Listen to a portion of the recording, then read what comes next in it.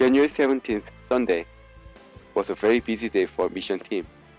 We had to clear up the sleepiness because we were going to do medical work in the room in the morning before the Sunday morning worship service. The morning medical mission work was done at 11:15. We cleared the room and set chairs for the Sunday worship service. During the service, Pastor Andrew Kang introduced each member of the mission team. We went out, sang a hymn in Portuguese, and showed the video of our Korean traditional performance that we made.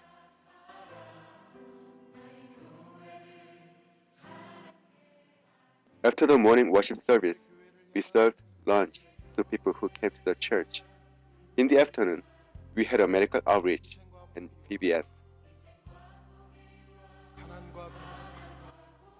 In the evening, we went to Pastor Kim's church for Sunday night service. On the way, the truck got stuck in the mud, but we finally made it to the church, and Jilson, a friend of Dr. Oh, gave a testimony.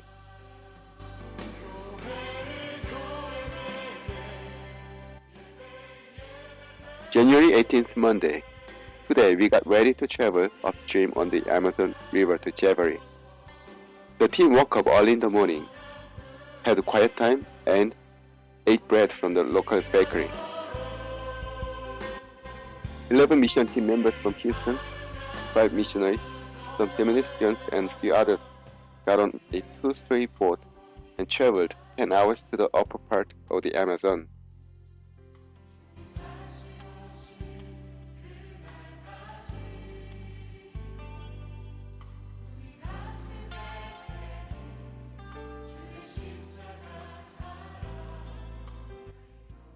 When we arrived at the first village, it was after dark. We were going to sleep at the school building. However, the school was locked, so we set up our beds in the boat and slept in the boat that night. January 19th, Tuesday morning. We got up early in the morning and cleaned up the boat. This is Kaomari village. The medical team, VBS team, and haircutting team had to work in the school building. Dr. Oh and Dr. Kim treated 90 patients. Many patients came from other nearby villages of both. There were 28 children at the VBS, and Mr. Park gave haircuts to 20 people.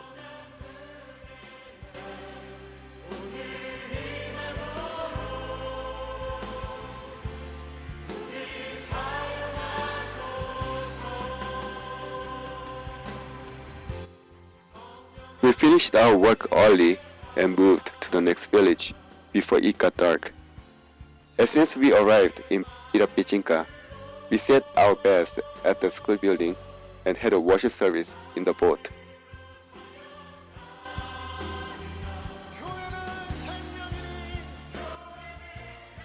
There were roosters which crowed the whole night.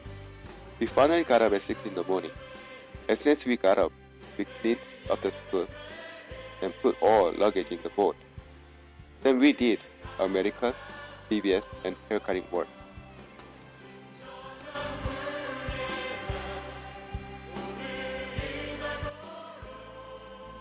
We finished our tasks around 11:30 a.m. Before we moved to the next village, we had lunch in the boat. Then we traveled about 20 minutes upstream to the Peru side. Unlike villages we saw in the less developed Brazilian side, this village in Peru had a concrete stairway starting from the riverbank all the way up to the village. That evening, we attended a village church for evening service with villagers. After the service, we slept at the school building. The following morning, as soon as the sun came up, we headed towards the final destination of this mission trip, Umeteitu. Heading downstream to Umeteitu was relatively short, only 4 hours. It took us about 10 hours when we were going up. When we arrived at Umeteitu, it started raining very hard. When the rain started pouring, children from the village went out to the river and started mud sliding and swimming. We waited until the rain slowed down. Then we unloaded our bags and started our outreach using two buildings to do DBS, medical, and haircut.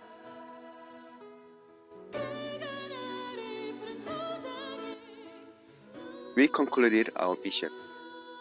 That night, we went to the church in the village for an evening service. During the evening service, one of the seminary students gave a testimony. The son of the ship owner, who is also a pastor, preached in Portuguese, and a seminary student translated it to a tribal language in that area called Tikuna. After the service, our mission team prayed for the village people. We slept at the school building that night, and the next morning, January 22nd, we went back to the seminary. We thanked God for keeping us safe during the trip, packed, and got ready to come back. January 23rd, we said goodbye to the missionaries and seminary students and headed back to Houston. During this trip, we shared the love of Jesus by cutting the hair of 60 people, by sharing the gospel with 700 children, and by ministering to the physical and spiritual needs of 500 patients. Why don't you join any of the upcoming Hanbit missions this year?